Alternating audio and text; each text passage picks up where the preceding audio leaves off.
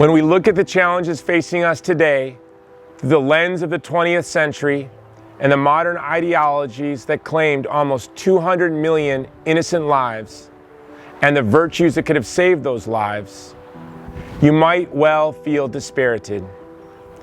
You and I are no match for demagogues who craft big lies that turn ordinary people into genocidal mobs.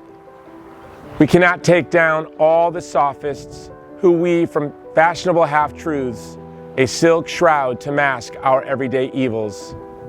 Even the stories of heroes who risked all they had in the fight for human dignity can seem impossibly out of reach. We can tell ourselves that we are not made of the same kind of stuff, the fiber that lets a man defy his nation's government, its ruling elites, its secret police. We are just regular Joes and Janes, and life will not ask us to make this sort of sacrifice. It had better not, because we will fail. But that is a lie. The same kind of lie that subhumanism tells us about each other, about our neighbors and spouses and children, and especially about strangers who look or think or pray just a little bit different. The heroes among us prove that this simply isn't true. The texture of their lives and the sacrifices they made prove that each and every one of us can do more. We can be better. Neither Jerome Lejeune nor Marianne Yep nor Jerzy Popescu was born with special powers, wearing a halo or in a manger. Ordinary human beings like me and you, they were confused and frightened and tempted. Each one of them could have made very different choices, could have trundled along and averted his eyes from the truths that were being trampled.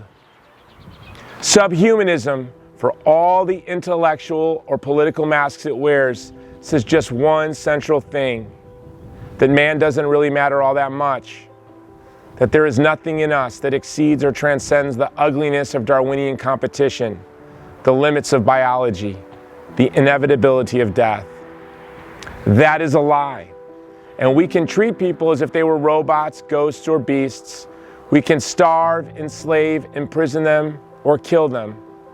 But that doesn't change the reality. If we look up, and also within, we find the mysterious image and likeness of God. We will discover the truth that we and our neighbors have an incomparable beauty and worth, a dignity that no one can take away. Our 1,000-year Reichs, our workers' paradises, or this brave new world are ghastly fantasies that human beings create, and that history duly comes along and exposes. And what is left behind, bruised and battered but still unbowed, is the face of man, as noble and as beautiful as Adam reaching out his hand to the God who made him. We will remember that, and we will do what is needed.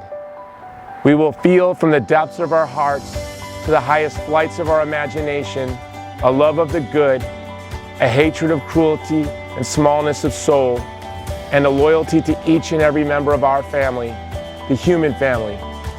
We will fight to enshrine the basic principles of decency in our political, economic, and personal lives. We will have courage. We will prevail.